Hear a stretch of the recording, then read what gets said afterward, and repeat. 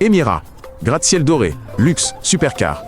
Mais saviez-vous que les chameaux valent plus cher que des appartements de luxe? Des concours de beauté pour chameaux existent.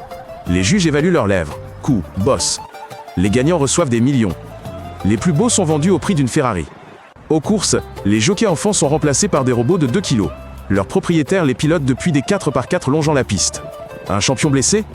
Direction hôpital spécialisé. Blocs opératoires, rayon X. Aux Émirats, on les soigne comme des athlètes. Leur valeur, celle de maison. À Dubaï, la police utilise des Lamborghini et Bugatti. Ces véhicules sont pour l'image et attirent les touristes. Pourtant, en périphérie, des dizaines de supercars abandonnés prennent la poussière. Leur valeur atteint des millions. D'où viennent-elles? Aux Émirats, les lois sur les dettes sont très strictes. Ne pas rembourser un crédit peut entraîner la prison. Beaucoup d'étrangers endettés abandonnent leur Ferrari à l'aéroport. Ils fuient ensuite le pays. Les autorités saisissent ces véhicules. Elles les vendent aux enchères pour des sommes modiques. Autre bizarrerie, les enchères de plaques d'immatriculation. Une plaque à un chiffre unique peut coûter plus cher que le véhicule. Des millions sont payés pour ces numéros rares. Aux Émirats, il y a un luxe invisible. La sécurité absolue. Les gens laissent leur voiture ouverte. Ils oublient leur téléphone dans les cafés. Ils retrouvent tout à la même place. Le taux de criminalité est l'un des plus bas du monde. Des caméras sont partout. La police réagit instantanément. Les infractions sont sévèrement punies. Les touristes, habitués à être vigilants dans les mégapoles, se promènent ici tranquillement la nuit. Cette sécurité impressionne plus que les hôtels dorés et les fontaines. Beaucoup disent avoir pu enfin se détendre vraiment dans une grande ville. Même les enfants jouent tard le soir près des fontaines, sans inquiéter leurs parents. Les Émirats, région la plus riche, ont une minorité de natifs. 9 personnes sur 10 dans les rues viennent de 200 pays. À Dubaï, anglais ou hindi sont plus fréquents que l'arabe. L'afflux de travailleurs masculins déséquilibre les genres. Plus de 200 hommes pour 100 femmes. Peu de locaux en rue, mais cuisine du monde et enseigne multilingue.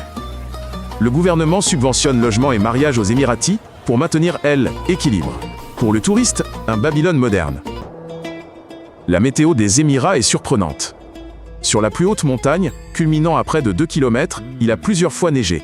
Le cas le plus connu date de 2009. Sommet blanchi, -3 degrés Celsius en haut, chaleur en bas. Les gens y montaient faire des bonhommes de neige en plein désert. Autre phénomène, le brouillard hivernal côtier. Les gratte-ciels émergent d'une mer de nuages. La ville disparaît jusqu'à midi.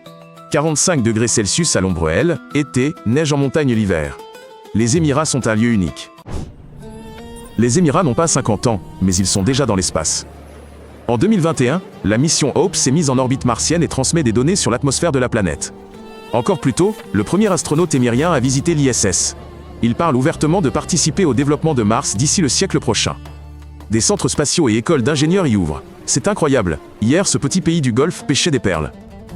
Aujourd'hui, il participe à des projets interplanétaires. En une seule génération, les Émirats sont passés du désert à l'espace. Dubaï s'apprête à décoller, littéralement. La ville teste des taxis volants depuis des années. Ce sont des cabines électriques à hélices. Elles décollent verticalement, puis prennent les passagers. Les premiers vols publics ont eu lieu en 2017. Les autorités prévoient des routes régulières bientôt. L'idée est simple, éviter les embouteillages. Transformer 1 heure de trajet en 15 minutes de vol. Tout est soumis à des tests de sécurité. Le fait que ce soit déjà une réalité est impressionnant. Dubaï est une vitrine de la mobilité urbaine future. Bientôt, voler au travail pourrait être commun. Les Émirats ont des règles très strictes qui peuvent surprendre les touristes. Un juron en public, un geste obscène ou des injures sur les réseaux sociaux entraînent une amende salée. Publier la photo d'autrui sans permission mène à une lourde peine. Une voiture sale et abandonnée peut être saisie, et son lavage en cours est interdit. Pour les touristes, c'est excessif, mais ces règles créent un ordre prévisible. Moins de conflits, moins d'agressivité fortuite, plus de courtoisie. Cela assure un confort général et la sécurité pour laquelle les Émirats sont appréciés.